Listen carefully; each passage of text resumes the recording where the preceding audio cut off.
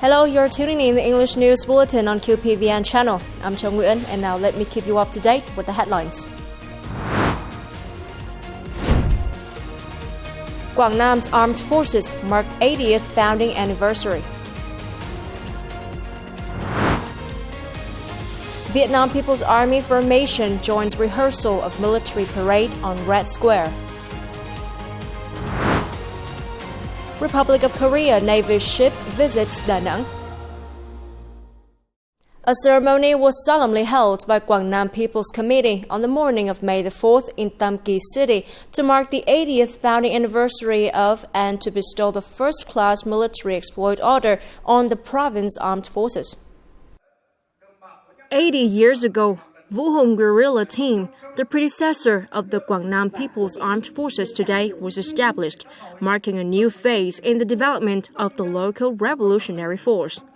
Under the direction of the Chains of Command of Military Region 5, as was the authorities of Quảng Nam Province, along with the support of local people, the local armed forces stay united, overcame all difficulties, and made many glorious feats. In the current cause of national renewal, construction, and protection, Quảng Nam Armed Forces have always well promoted their advisory role to the local authorities in carrying out local defense military tasks, building an all-people defense posture in association with people's war posture, an increasingly firm defensive area. In recognition of the great achievements in the cause of national liberation, protection, and construction, the state president awarded the Quảng Nam Armed Forces the first-class military exploit order. The Ministry of National Defense held a meeting with the National Assembly deputies working in the military on the afternoon of May the 4th in Hanoi, prior to the 9th session of the 15th National Assembly, which opened this morning. General Nguyễn Tân Cương, Chief of the General Staff and Deputy Defense Minister, chaired the meeting. The National Assembly deputies were briefed on the global and regional situations of military defense, results of the recent military defense task, bills to be submitted to the National Assembly for consideration and approval, including those proposed by the Ministry of National Defense. General Nguyễn Tân Cương urged the Military National Assembly deputies to uphold their highest sense of responsibility to make quality comments to the contents discussed at the session of the National Assembly, while promoting exemplary role, strictly complying with the National Assembly regulations and ensuring military secrecy, contributing to the success of the session. Following their successful participation in the recent military parade, on May the 4th, the Armored Corps and Division 312 under Army Corps 12 held ceremonies to honor and commend parade participants. At the 50th anniversary celebration of South Liberation and National Reunification Day, the Armored Corps sent a contingent of 160 soldiers to the parade formation. Throughout the preparation period, the unit consistently maintained strict political education, building strong determination and morale among the troops. The Corps also effectively implemented emulation movements to promptly encourage the soldiers in their rigorous training. With new assignments ahead for the upcoming parade commemorating the 80th anniversary of the August Revolution and Independence Day, the Armored Corps instructed all units to begin training immediately in alignment with operational tasks and real-life conditions. Emphasis is placed on improving the overall quality of training, ensuring consistency and unity in movements, formations, and posture. At the ceremony, Division 312 under Army Corps 12 awarded certificates of merit to parade participants for their outstanding performance. Over nearly 5 months of preparation, with great effort and determination, the parade participants successfully fulfilled their task, making significant contributions to the event's success. In his remarks, the division commander praised the efforts and discipline of the participants and urged all personnel to continue upholding their sense of responsibility and military order.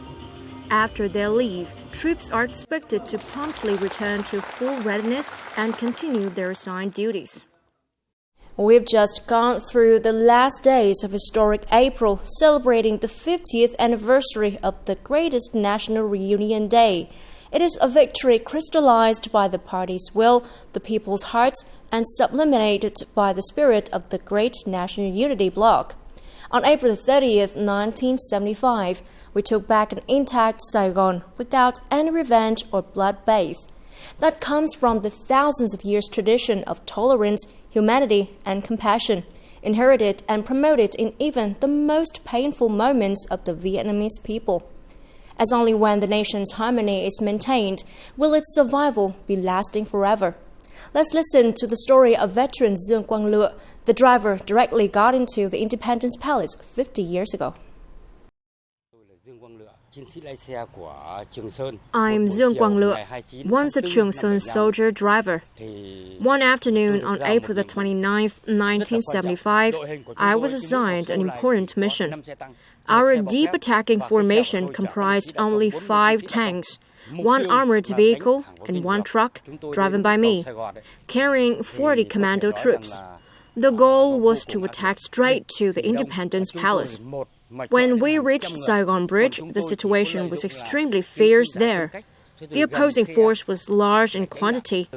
Each of us fought hundreds of them alone. When we got on the truck to enter the Independence Palace, there were only 2 people left. The hatred sometimes flashed in our heads. If this time we could get into the Independence Palace, we would definitely flatten everything. I'm saying this with all honesty because we sacrificed too much and too many. It was a great pain. However, when we reached the palace, it was completely different from what we thought. The puppet soldiers just a few minutes earlier were our opponents. It was a matter of a hair's breadth between life and death. However, when things happened, we felt the compassion. Yes, compassion, then our tolerance. About 10 of us guarded at the gate, together with 5 or 7 people from the Saigon puppet government. Both sides together lifted the iron gate to prevent civilians from rushing in. At Saigon Bridge, when the fight was so tense and fierce, civilians flocked out, clasped their hands and bowed to us, saying, "We bow to you, the liberators. We're running away from Viet Cong." That is, the people of Saigon for so many years had not known which one was the liberator, which one was the soldier, which one was Viet Cong, which one was the communist. Then we treated the civilians, even the guards of the Independence Palace, almost normally, without any hatred or cruelty. Because in essence, we're all Vietnamese people. For some reasons, we fought at the opposing sides. Eventually, I felt at ease. There was no more barrier. Among the 5 fingers, there are short and long ones, but all originate from the palm of the hands. Among millions of Vietnamese people, despite dissimilarities, all are descendants of our ancestors. We must be tolerant and magnanimous enough. We must realize that every Lac Hong descendant had their patriotism to some extent, according to President Ho Chi Minh. Early morning of May the 4th, Vietnam time, at the Red Square in Moscow, Russia, a rehearsal of the military parade commemorating the 80th anniversary of Russia's victory in the Great Patriotic War, May the 9th, took place with the attendance of the Vietnam People's Army formation. At the rehearsal, the troops from different countries gathered in position and marched in the order arranged by the organizing committee. The Vietnam People's Army troops marching 8th was assessed by the organizing committee as one of the most impressive formations, with steady, beautiful, solemn, and majestic strides. Before the preliminary rehearsal, the organizing committee held a practicing session at the Red Square. Although the square was not as flat as the training ground in Vietnam, the Vietnamese troops were highly appreciated by the organizing committee for their good performance. Since the victory in 1945, there have been 34 major parades held. Among those, the first took place on June 24, 1945, with the participation of 40,000 Red Army soldiers and nearly 2,000 pieces of military equipment. This year's large-scale military parade on the Red Square in Moscow will feature more than 10,000 soldiers and hundreds of modern Russian military vehicles and equipment. This is also an opportunity for generations of Russians to honor history and pay tribute to sacrifices for peace, as well as affirm their spirit of patriotism. This year, in addition to the parade on the Red Square, the event will also be held simultaneously at 27 other locations. Right at the iconic Red Square, a large number of Vietnamese people living in Russia gathered early to welcome, support, and take photos with the contingent of the Vietnam People's Army. It was a space filled with special affection from the overseas Vietnamese community in Moscow for the Uncle soldiers.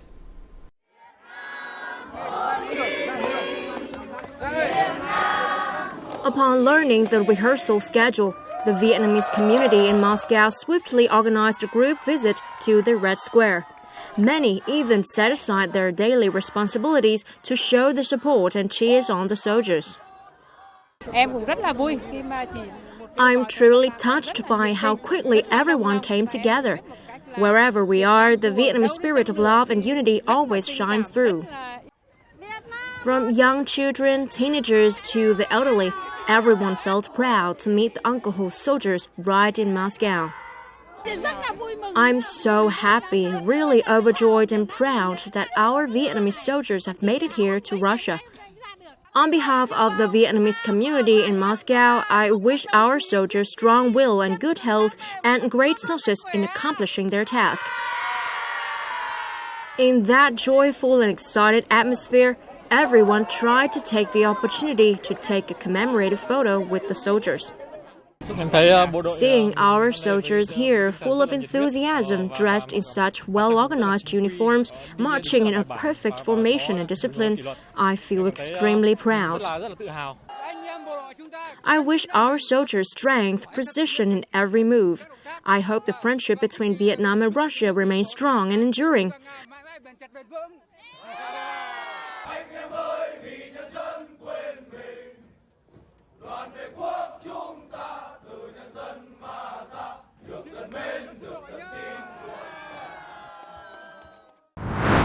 Coming up next, Vietnam and Australia prepare for combat shooting skills training exchange. Republic of Korea Navy ship visits Da Nang.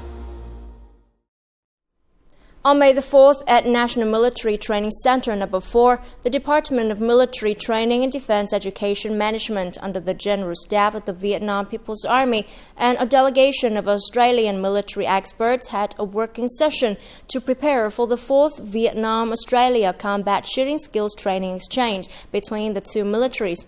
During the working session, the Australian expert delegation visited the training ground and accommodation area and discussed a number of issues related to military techniques and equipment, as well as safety measures during training. Participating in this training session are more than 60 Vietnamese servicemen who are officers from affiliated agencies and units. The exchange takes place from May the 5th to the 9th, featuring a number of practical and highly applicable contents.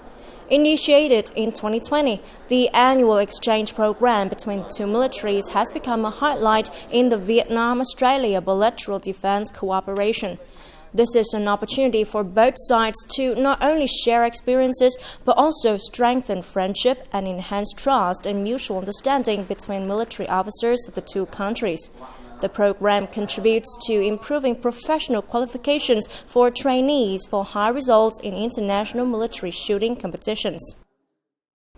Also on May the 4th, the Republic of Korea Navy destroyer Kangam-chan docked at Tiên Sa Port, beginning its official visit to Da Nang City from May the 4th to the 6th.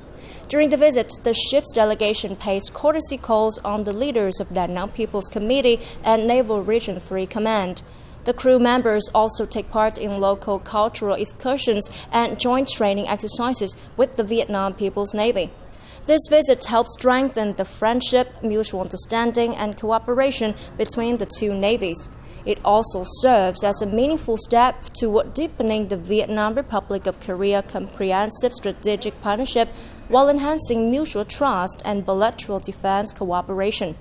The Republic of Korea remains a key partner for Vietnam in trade, investment, and tourism, particularly for Da Nang City.